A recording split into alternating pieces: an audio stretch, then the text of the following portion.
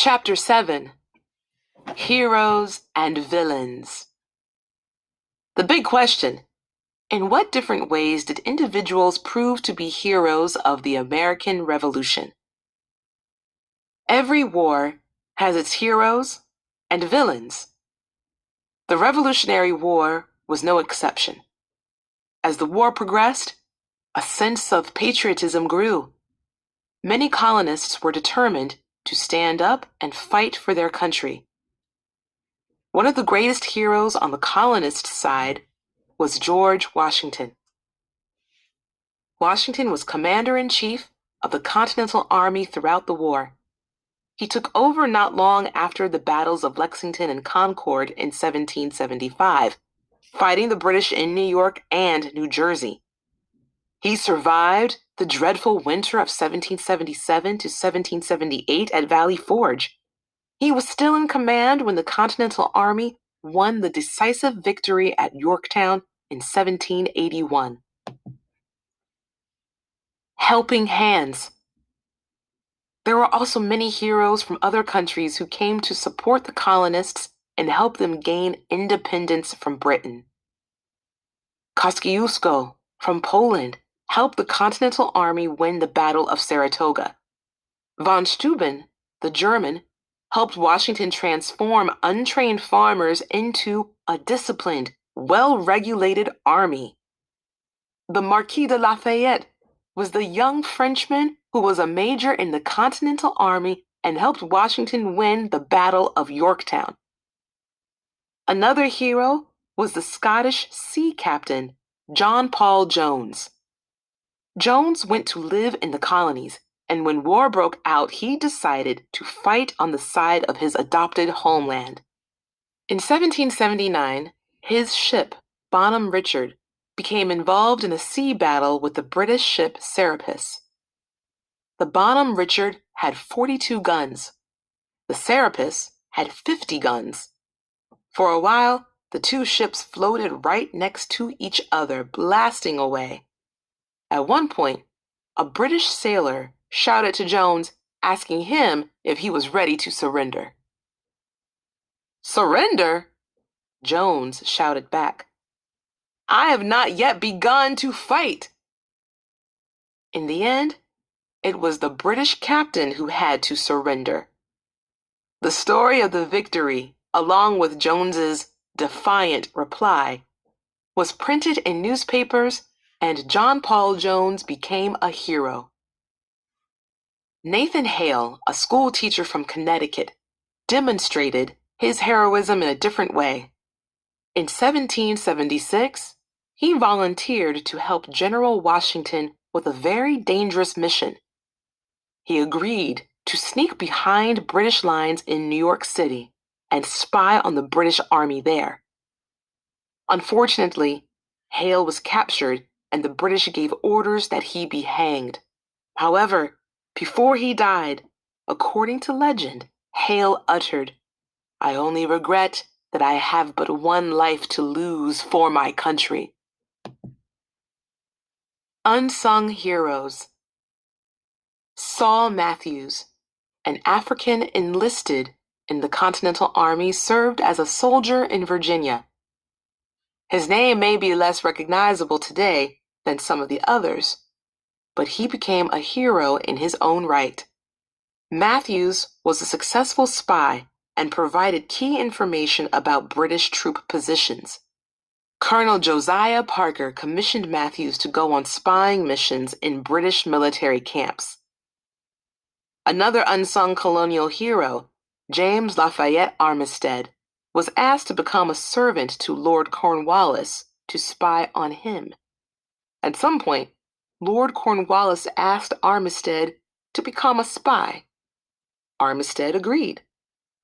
But what Cornwallis didn't know was that Armistead was secretly working for the colonial side.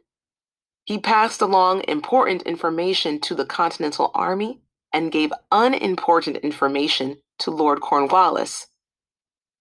Peter Salem, a freed slave, was one of the militiamen who fought in the battles of Concord and Lexington. He also fought in the Battle of Bunker Hill. Salem went on to join the 5th Massachusetts Regiment and served in the Continental Army for 7 years. Few soldiers served for that length of time. He was considered to be a war hero. As a result, in 1882, a monument was erected in Framingham, Massachusetts, in his honor. There were also many heroines during this time in American history. George Washington's wife, Martha, played an important role in helping the Continental Army survive at Valley Forge. She helped make clothing for the soldiers and helped take care of the sick. Abigail Adams, the wife of John Adams, raised their children and managed their farm, but she also housed and fed Continental soldiers. Mrs. Adams was known to write letters to her husband, one of the most important delegates in the Continental Congress. In these letters, Mrs. Adams advocated for women's rights, especially with regard to educational opportunities. She also let him know that she was opposed to slavery. At the time, most people believed that fighting in the army was strictly a job for men. Some women were allowed to serve in the army, performing duties such as nursing, cooking, searching for food, and even burying the dead. But women who tried to enlist were turned away. Some women, however, disguised themselves as men so they, too, could fight for their country. Deborah Sampson from Massachusetts signed up for the Army using the name Robert Shirtleaf. Sampson served for a year and a half and fought in several skirmishes. In one of them, she was wounded. 2 musket balls lodged in her thigh.